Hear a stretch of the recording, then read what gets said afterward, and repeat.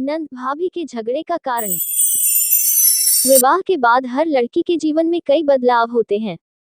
कई गैर अपने और अपने पराये से हो जाते हैं। नए रिश्तों को संभालना लड़की यानी बहू की जिम्मेदारी सी हो जाती है। और इन सभी रिश्तों में नंद भाभी का रिश्ता सबसे खास माना जाता है। नंद भाभी के रिश्ते में ज्यादातर किसी न किसी वजह से लड़ाई झगड़ा होता रहता है, और अगर लड़ाई झगड़ा न भी हो तो इन दोनों की आपस में बहुत कम बनती है। दरअसल इसके पीछे की एक कहानी मिलती है, जिसकी वजह से नंद भाभी के बीच नोक-झोंक के रिश्ते का कारण बताया जाता है।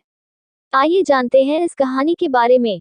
मधुश्रावणी व्रत की कथा के अनुसार, एक बार माता पार्वती के मन में आया कि उनकी भी एक नंद होती, जैसे सभी की नंद होती है।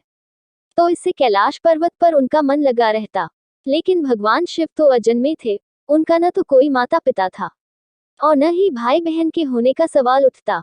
ये बात माता पार्वती अपने मन में रखकर बैठ गई, लेकिन भगवान शिव तो अंतर्यामी थे। उन्होंने माता पार्वती के मन की बात जान ली और अनजान बनकर बार बार पूछते रहे कि आखिर तुम्हारे मन में चल क्या रहा है, अगर कोई समस्या है तो बताओ। बार बार भगवान शिव के पूछे जाने पर माता पार्वती ने कह दिया कि काश जैसे सबकी नंद होती है वैसे मेरी भी नंद होती, तो उनके साथ हंसी मजाक करती, जिससे उनका मन भी लगा रहता। भगवान शिव ने कहा कि नंद तो तुम्हारी आ जाएगी, लेकिन क्या तुम नंद के साथ रिश्ता निभा पाओगी?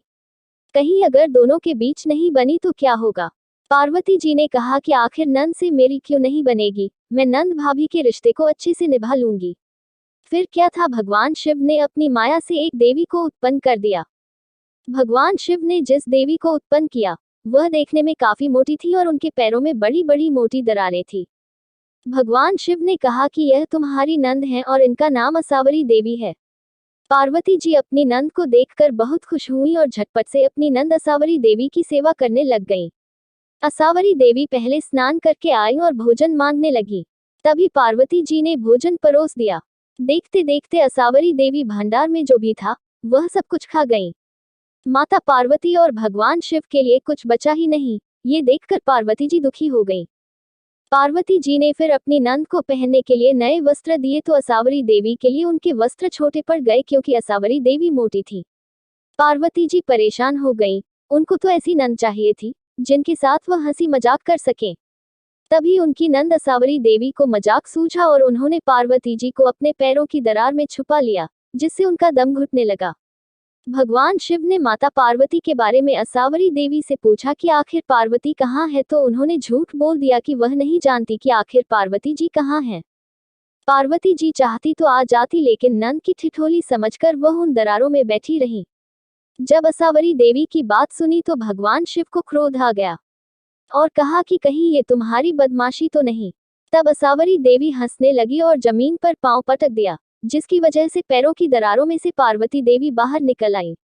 पार्वती जी अपनी नंद की हरकतों से परेशान हो गईं और भगवान शिव से कहा कि आप जल्दी से नंद को ससुराल भेज दीजिए। मुझसे बहुत बड़ी गलती हो गई है, नंद की चाह रखकर। भगवान शिव ने असावरी देवी को कैलाश से विदा कर दिया। तब जाकर कहीं पार्वती जी को चैन मिला। भगवान शिव ने कहा कि पार्वती जी, ये तो मेरी माया थी। आप में संतुष्टि का भाव खत्म हो रहा था, जिसकी वजह से मैंने यह माया रची। लेकिन तभी से संसार में माना जाता है कि नंद भाभी के रिश्तों में नोक-झोंक की परंपरा की शुरुआत हुई थी। अगर यह कहानी आपको जरा सी भी अच्छी लगी हो तो अपने दोस्तों के साथ इस कहानी को शेयर करें। वीडियो को लाइक करके हमारे YouTube चैनल को सब्सक्राइब कर हमारा सपोर्ट करें। धन्यवाद।